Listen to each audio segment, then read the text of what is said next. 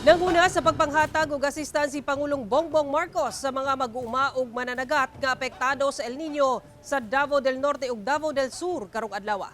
Atong saro ng detalye nini sa live report ni Kent Abrigana. Kent?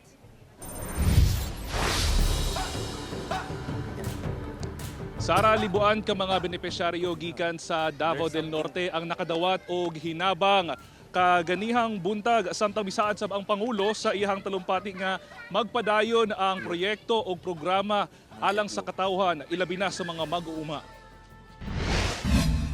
Mibisita ganihang buntag si Pangulong Ferdinand Marcos Jr. sa Tagum City, Davao del Norte alang sa pangpanghatag og assistance ngadto sa mga mag-uuma ug mananagat nga apektado sa El Nino. Sa iyang mensahe, gibutyag niini nga magpadayon ng mga ginatukod nga infrastructure project alang sa publiko, ilabi na sa mga mag-uuma, usan niini ang Maragusan Mawab Caraga Road, Carmen Tagum City Coastal Road ug Tagum City Bypass Road. Magpadayon sa mangtod pa ang Phase 1 sa Mindanao Railway Project. Kapag po itong malalaking proyekto na ito ay natapos na ito, hindi lamang ginhawa sa biyahe ang mararamdaman natin, kung hindi ang mas mabilis din ang pagpasok ng kaunlaran dito. Una pamigo ang epekto sa El Nino. Kamatigdan nga ubay-ubay ka mga lugar sa rehiyon ang apektado sa baha. Busa, nagkaroon sab kini og direktiba alang sa mas paspas nga pagpatukod sa mga flood control projects. Ang flood control project ngayon po ay hindi lamang para sa flood control.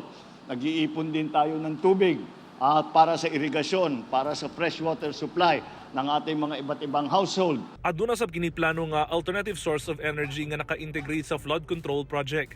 Kinisubay sa kasamtangang problema sa kuryente sa ubang mga lugar sa probinsya sa Davao del Norte. Lalagyan po natin kung kakayanin po, kung tama po, lalagyan po pa natin yan mga solar.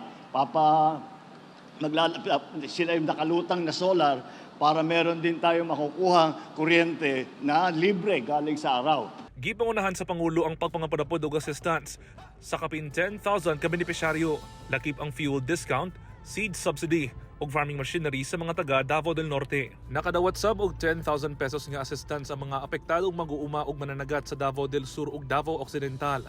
Mihatag sab ang Pangulo og 20 million pesos nga hinabang sa Davao del Sur ug 10 million pesos sa Davao Occidental. Duna say mga makinarya sama sa harvester, fiberglass ug corn sheller nga gipanghatag ang gobyerno.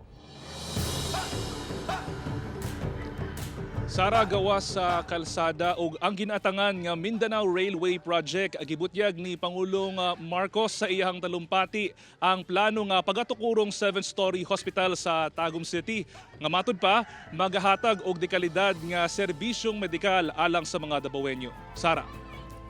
Okay, daghang salamat Kent Abrigana.